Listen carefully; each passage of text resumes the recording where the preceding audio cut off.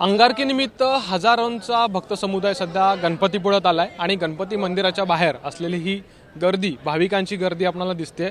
अगदी राज्याच्या नव्हे तर देशाच्या कानाकोपऱ्यातून पहाटे 3:30 वाजल्यापासून हे हजारो भाविक गणपतीपुळ्यात दाखल झालेले आहेत। मी इथल्या काही भक्तांशी भाविकांशी बोलतोय। दादा कुठून आलात?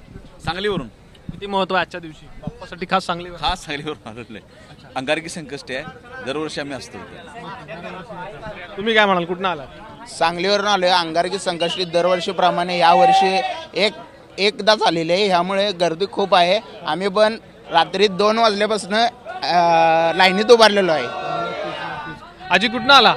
निप्पाणीवरून। बाप्पाकडं खास काय मागणं मागणं काय सर मागायचं सगळं मुलाबाळाची सुखी ठेवा।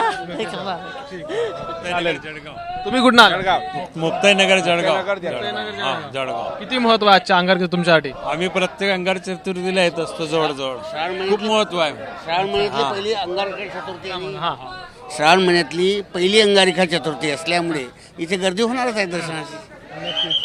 अगदी मला वाटतं इथून जर आपण बघितलं ना तर ही लहान मुलं पण आहेत। अगदी मध्यरात्री 12 नंतर अनेक जण लाईनमध्ये उभे राहतात, बाप्पाचं दर्शन घेतात आणि राज्याच्या कानाकोपऱ्यांमधला हा भक्तांचा उत्साह आपण बघतोय।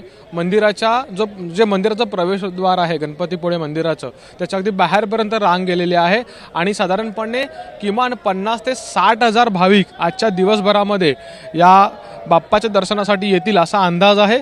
आणि एकंदरीत ही गर्दी पाहता अगदी जे वाहतुकीचं नियमन असेल, ट्रॅफिक होणे यासाठीचं नियमन असेल किंवा दर्शन रांगेमध्ये देखील मोठे बदल करण्यात आलेले आहेत आणि बाप्पाच्या नावाचा जयघोष करत गणपती बाप्पा मोरया म्हणत अगदी पहाटेपासूनच इथं ही गर्दी भाविकांची झालेली आहे, अलोट गर्दी झालेली आहे आणि अगदी आज दिवसभर ही दर्शन रांग अशाच पद्धतीनं चालू राहील आणि मोठ्या संख्येनं भाविक गणपतीपुळ्यात दाखल झालेत।